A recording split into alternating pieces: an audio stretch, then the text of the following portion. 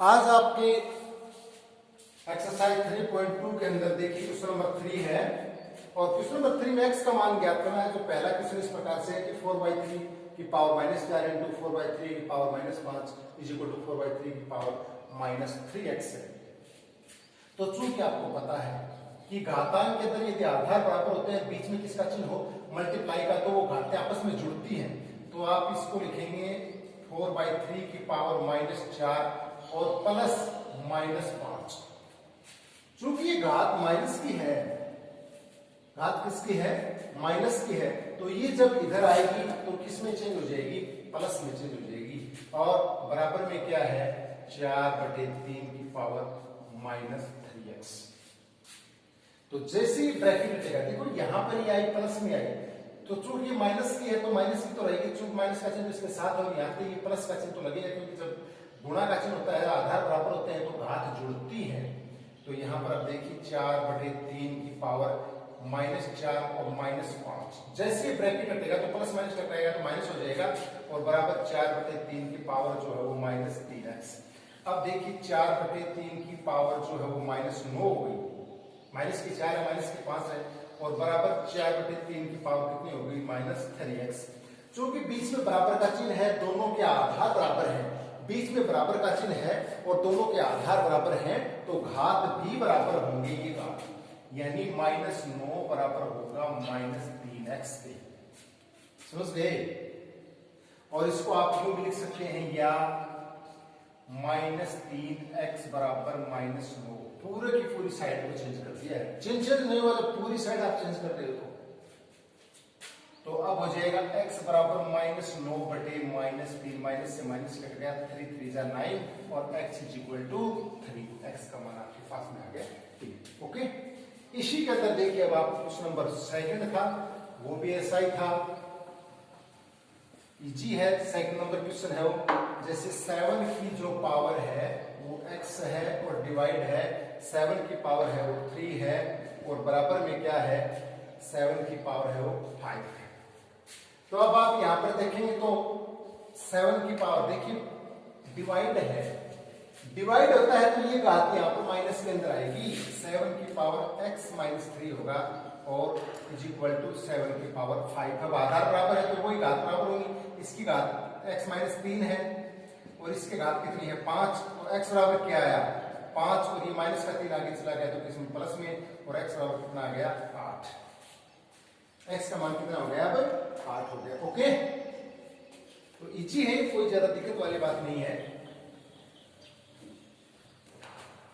अब इसके अंदर आप थर्ड क्वेश्चन नंबर 3 देखिए, 4 की पावर 2x + 1, 4 की पावर 2x + 1 पावर है, ये घात है देखना, और डिवाइड हो रहा है यहां पर 16 इज इक्वल टू 64। अब इसको थोड़ा चेंज करना पड़ेगा आपको।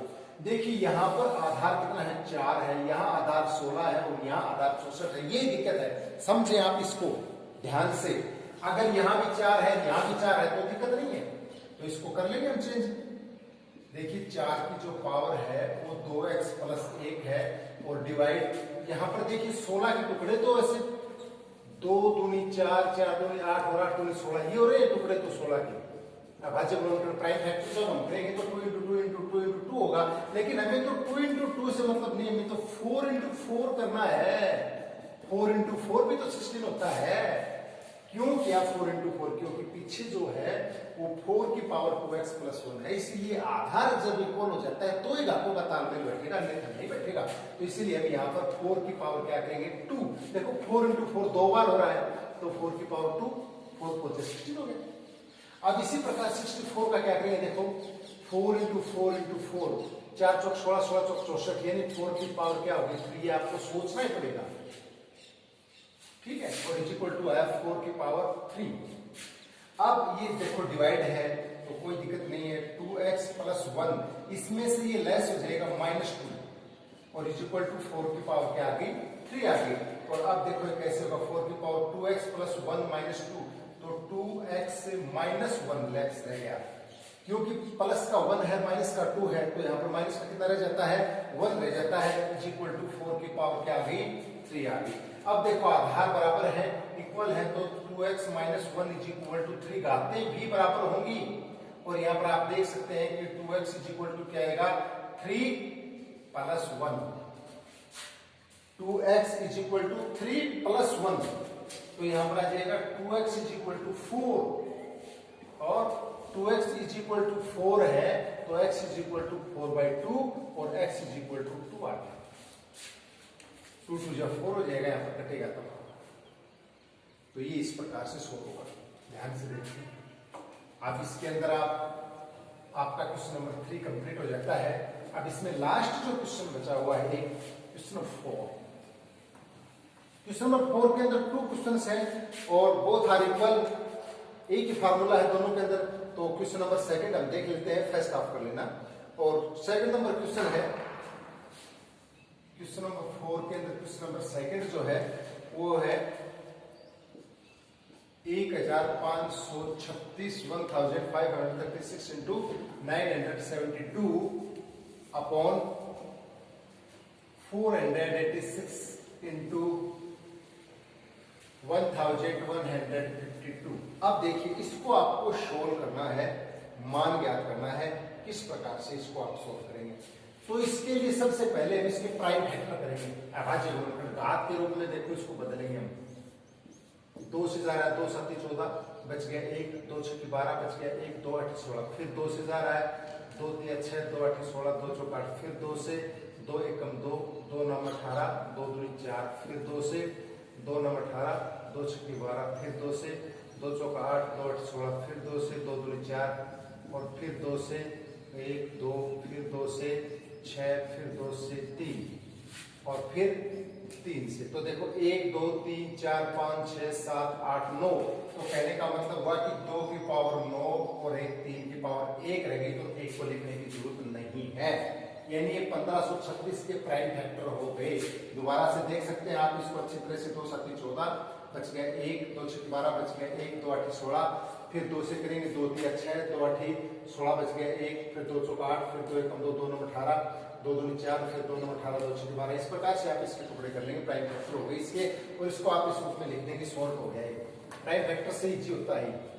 अब 972 के भी आपको प्राइम फैक्टर करना है। 2 चौका 8 2 8 16 2 6 12 और फिर 2 से 2 दूनी 4 2 चौका 8 2 3 6। फिर 4 3 7 दोनों 3 से जाएगा 3 8 24 3 1 3 और फिर 3 से जाएगा 3 दूनी 6 बच गए जो 3 7 21। फिर 3 9 27। फिर 3 3 9 और फिर 3 से 1।